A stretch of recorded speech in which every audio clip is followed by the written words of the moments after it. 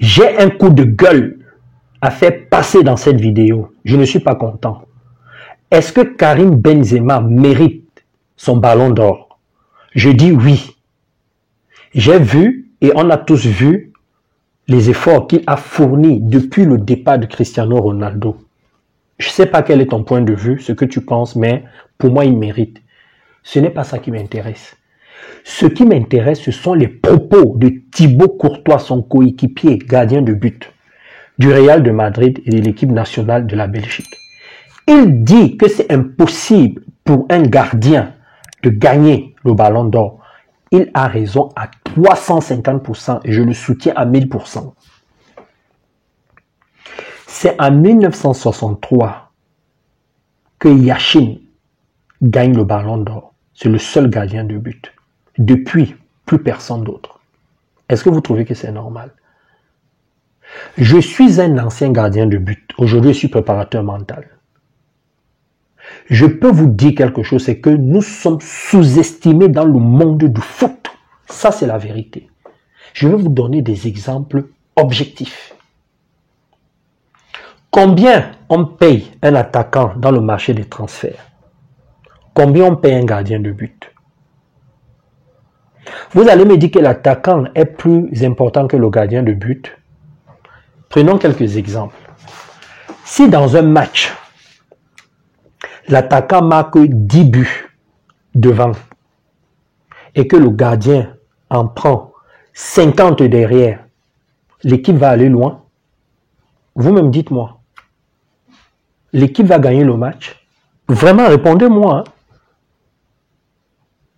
Comment vous pouvez négliger quelqu'un qui a un rôle aussi important dans une équipe? Le premier rôle d'une équipe, c'est de ne pas prendre les buts. Et le rôle du gardien de but, c'est de garder les buts. Donc faire en sorte que l'équipe adverse ne puisse pas marquer. Comment peut-on négliger quelqu'un qui garde le temple? Vraiment, je ne suis pas content. Comment peut-on négliger quelqu'un qui garde l'endroit où se trouve l'argent, le trésor, le coffre-fort? Parce qu'une équipe qui perd les matchs perd de l'argent. Ah oui. Comment on peut négliger ça? Comment on commet ce genre d'erreur? C'est un manque d'intelligence émotionnelle et relationnelle. Ce que le monde du foot fait là n'est pas bon, n'est pas bien. C'est pas bien. Aujourd'hui, on demande aux gardiens de but de savoir jouer du pied. Un gardien de but aujourd'hui est un joueur de champ. Il doit savoir jouer du pied. Savoir amortir de l'intérieur, de l'extérieur de la poitrine. Il utilise tout son corps. On néglige quelqu'un comme ça. Psychologiquement, vous savez ce que ça coûte. Pourquoi l'UEFA, la CAF, la FIFA font ça? C'est pas normal. Depuis 1963, un seul gardien qui a obtenu le ballon d'or, avec tout le travail que les gardiens de but abattent dans les clubs de foot. Aux gardiens, on demande de placer les attaquants qui sont loin là-bas devant, de placer les milieux, de placer les défenseurs. Il utilise sa voix. Il parle tout le temps, il communique tout le temps. On demande qu'il ne joue pas sur sa ligne. Qu'il sorte pour prendre les balles aériennes. Regardez tout ce qu'on demande aux gardiens de but. Vous pensez que émotionnellement, sur le plan comportemental, sur le plan psychologique, c'est facile? C'est très compliqué pour un gardien de but. Un gardien de but doit être concentré durant tout le match. Si le match dure 120 minutes, il doit être concentré jusqu'au pénalty. Il suffit qu'un gardien ne touche pas le ballon pendant 30 minutes. À la 32e minute, s'il n'est pas concentré, il prend un but, l'équipe perd le match. Si une équipe mène 1-0 et que cette équipe est menacée, si le gardien de but n'est pas fort psychologiquement, l'équipe adverse qui met la pression peut égaliser et peut finir par gagner le match. Et en ce moment, ça dépend du gardien du but. Et vous négligez quelqu'un qui a ce poste-là. C'est le poste le plus difficile sur le terrain, le plus compliqué, le plus complexe.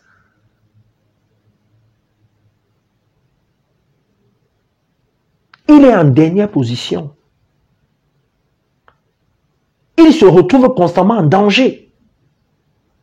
Il a une vue panoramique du jeu. Il doit tout voir en même temps. Il n'a pas droit à l'erreur.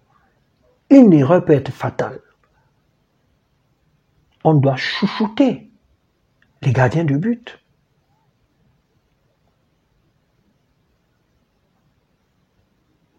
Quand les journalistes, les dirigeants de foot là, mettent des règles en jeu, pourquoi ils n'exigent pas qu'on mette les gardiens de but au même niveau que les attaquants? Je connais beaucoup de gardiens de but qui souffrent à cause de ces négligences-là. J'en connais beaucoup. C'est pas parce qu'on n'en parle pas. Ils souffrent en silence. Vous savez ce que ça veut dire faire toute une saison, sauver une équipe, faire en sorte qu'une équipe gagne un match, et à la fin, vous n'êtes pas vraiment récompensé? Observez l'histoire du football, que ce soit la Coupe d'Afrique, la Coupe d'Europe, la Coupe du Monde ou les championnats. Quand une équipe n'a pas un bon gardien de but, l'équipe ne va pas loin. Vous le savez tous. On peut tous observer ça. Regardez, j'ai écrit un livre, Comment atteindre un bien-être inébranlable dans sa vie personnelle et professionnelle. Ce que la forêt m'a appris. La deuxième formation pour être bien dans sa tête et dans son corps, c'est observer en soi ou autour de soi. C'est ce que le gardien fait. Il passe son temps à observer. Il se parle à lui-même constamment. Il vit des peurs que les joueurs de champ n'arrivent pas à vivre. Il a parfois des doutes.